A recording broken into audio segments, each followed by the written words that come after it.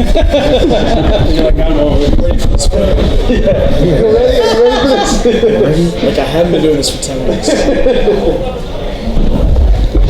It seems as though that listening to you, you've been talking about how you have the left hook, Danny Garcia has the left hook, but this is the first fight where I've seen that in promotion you haven't really come off as confident.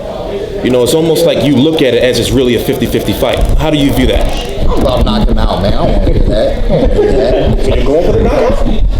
Do I not go for the knockout? That's what y'all don't understand. First off, it's one time all the time, KOs for life. All right? The model doesn't change. The philosophy doesn't change. The only thing is when a fighter starts showing me that it's not easy to get what I want, then I'm going to get the other portion of what I want, which is overall victory of the night. Okay? Did we not buckle Sean Porter? Was he not hurt several times in the fight? Okay, but for some reason, I don't know if it had to do with the car accident, the layoff, yada, yada, yada. When we connected with the one, we couldn't follow up. We did not shut him down. We did not put him out, okay? I promised myself if Garcia buckles the way that Porter buckled, we have to close it out, But I mean, I'm just tired of the fucking shit talk, man. Fuck y'all. What do y'all want me to talk about? Don't y'all want to see the fight? You know what I'm saying? I'm here to fight. Because nothing matters except for the fight. I mean, I can give you a prediction. The fight will end within 4 rounds. You know what I'm saying? I can do whatever. But then if it doesn't happen, then what? Keith Thurman don't know what he's talking about. Danny was way more of a challenge than he's like. Tired of all y'all's reporting and all this other stuff, man. I'm a world-class fighter. No matter what happens, win, lose, draw, Keith One Top Thurman is a world-class fighter. Every single time I step in the ring, I give you world-class fights, okay? And I'm going to continue to do that to the day I retire, all right? But the thing is, I just have a new confidence, man, and some of y'all know, some of y'all don't. I talk about it a little, I don't talk about it a lot, but I'm spiritual, all right? And I've hit a certain place in my life now that I'm 28 years old. I've marinated in this world of boxing for a long time now, okay? And I'm marinated in the world and I'm grown as a man inside and outside of the ring, okay? I do this for me. I don't do this for you. I do it for me. You help me because without you, there is no sport of boxing. It would just be reckless fighting. It would not be a career. I am grateful of the career that I have. I'm grateful of the career that I've developed for myself. I strive for greatness each and every single time that I step into the ring. I have an O. I'm not afraid to let it go. If you can beat me, beat me. My mama used to beat me, and my daddy used to beat me. Can you beat me? That's what I want to know. That's why I signed these contracts. I love the sport of boxing. This is a sport. I look forward to each and every fight. And now I finally hit a point in my career where I'm getting the fights that I want.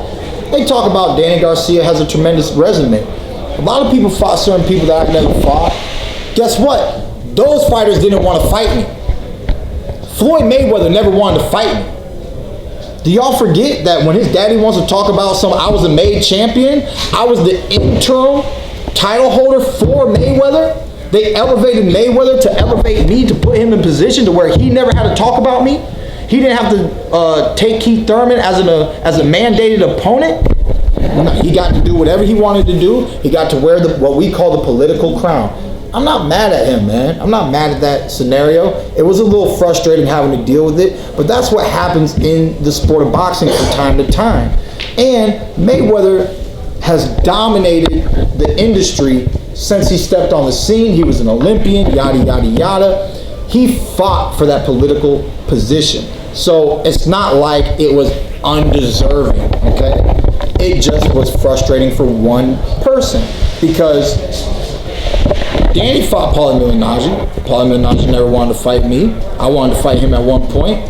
He got beat by AB. We never talked about it ever again. Why? Because I was interested in fighting champions. I've always been interested in fighting champions, okay? I mean, I wanted to fight Sean Porter when he held the IBF before he fought Kell Brook. Kenny Porter had an article statement saying We don't need to fight Keith Thurman right now. We can fight him when he gets his world title, and then we can fight each other for a unification bout. He loses his title, I get my title, and then we fight for my title. Do I say he needs to go back and get a title? No, it's a fight that I always wanted. It was a fight that I was happy to make happen. Saturday night is the same scenario, happens to be in the same venue. So, I mean, like I said, man, I do this for me. I do it for the love of the sport. I do this because this is what I've always wanted to do as a child. I am successful. A loss does not take away my success. I am not fearful of losing. I'm not fearful of getting knocked out. I hold no fear. For Jesus said, fear no man that wants to harm your flesh. I am a warrior. I've always been a warrior, and I'm willing to die in that ring. I tell my family, if I was to die in that ring, don't you shed a tear. You understand? Y'all don't fully get who Keith Thurman is. I'm somebody who loves to fight. But outside of the fight, this is a sport called boxing. Boxing also is an art. I told a person a long time ago, if you watch Floyd Mayweather, it's like watching a ballerina. It's finessing his way to victory each and every time. And everybody knows it's not easy to be a ballerina. Okay? It's not easy. So, you know, I mean, first off, a man has to wear little tights and stuff. That's a little demeaning, you know what I'm saying? But in reality, what they put their bodies through is strenuous. To be an elite athlete is strenuous, okay? But I have a love for the sport. This is my life, man, and I love it each and every step of the way. I love the history of boxing. I've loved the history of boxing for a long time. I'm a huge fan of the history in the welterweight division, and it is my time right now, Saturday night, to leave my mark and to be a part of that tremendous history in the sport of boxing today. Okay, I got a short question before I let you get to everybody else. It's funny because Danny Garcia was just talking about how he's real irritable during the fight week. What's your weight? What you eat today?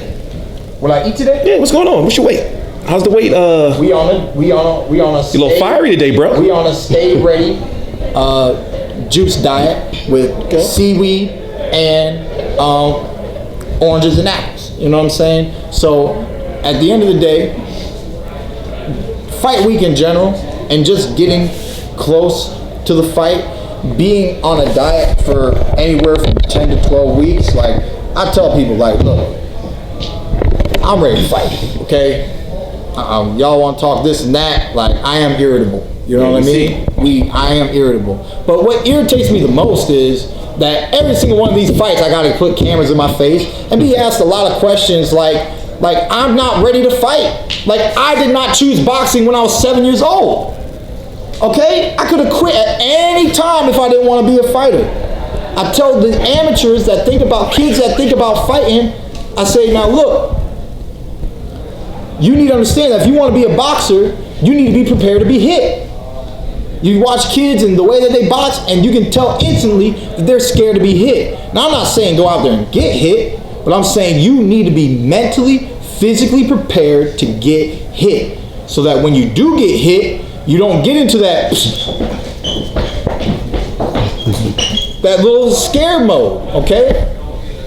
I'm a visualization type of fighter. I visualize many outcomes. I visualize myself being up on the ropes, being pounded on, having him up on the ropes, pounding on him. I visualize taking critical blows. I visualize myself having to take a knee if I need to. And there's fights that have happened where the fight could have been prolonged if the fighter was smart enough to take a knee. If you have the skills that I believe that I do have and possess, it is wise to utilize that moment to get a recovery for oneself so that you can put yourself back into the fight. It's like a wave. There are ups and downs throughout the fight. The fight is not always going in your direction. Doesn't mean that you cannot overcome it and start to put it back into your direction. Tallying on with the confidence conversation, I asked Danny the same thing. He said he was so confident that if he lost, he'd be willing to grow a ponytail. Hey! If you lost, would you be willing to cut yours? For sure. So you're that confident that you cut the ponytail off if you lost, hypothetically?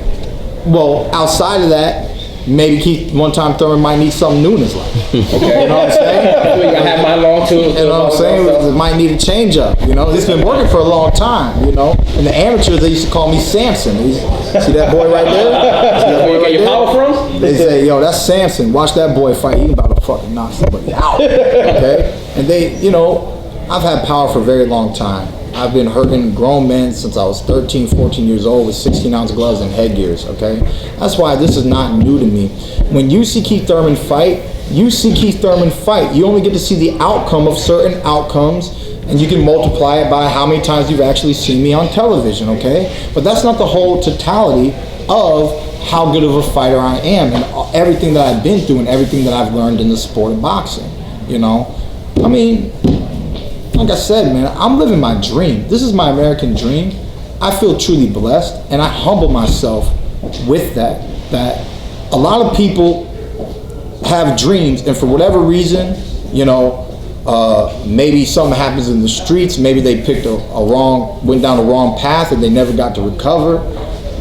Maybe something happened, and they started to do.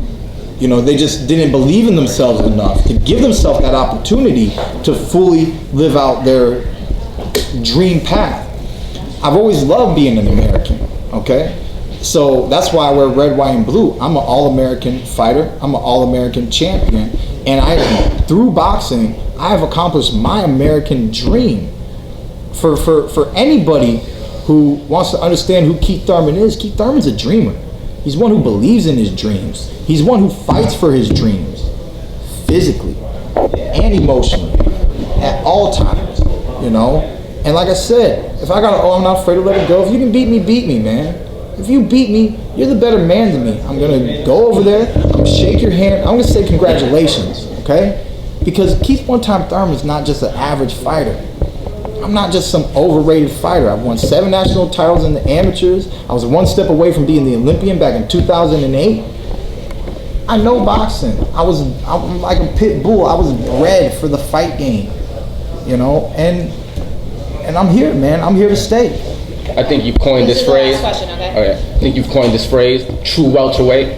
For sure. The whole thing being a true welterweight. Angel, just to paraphrase, has said, you know, you've been at welterweight for 8 years. You know, that Danny's actually the naturally bigger man because he's growing out of the weight class and getting bigger and bigger. Eyeball test, you guys, it's fight week, you're close to the actual weight. What do you think, seeing Danny physically up close? Who's the bigger man? He has put on weight. They've done some, you know, once when you move up a weight class, you know, every fighter doesn't walk around at their fight weight. So they're always naturally bigger than the class that they compete in, you know, and that's why they're trying to act like, oh, Danny's a welterweight. He's always been a welterweight, you know. We just used to cut weight. Well, look, I cut weight to be welterweight, okay? Like, that's what a true welterweight is. Somebody who, after they have cut weight, they sit at welterweight, okay? So, you know, I see myself as the bigger guy, you know. Looking at my record, I see myself as the stronger guy. You know, but he's probably had enough time now competing in the welterweight division, adding those pounds, cutting back less, probably lifting weights, doing some core work, drinking more protein shakes, whatever that they do, you know what I'm saying? But I coined the phrase true welterweight. I'm gonna take a Mayweather money team phrase, which is skills pays the bills. That's what's gonna happen Saturday night. Apparently, because he's all about the money. Thank you, guys.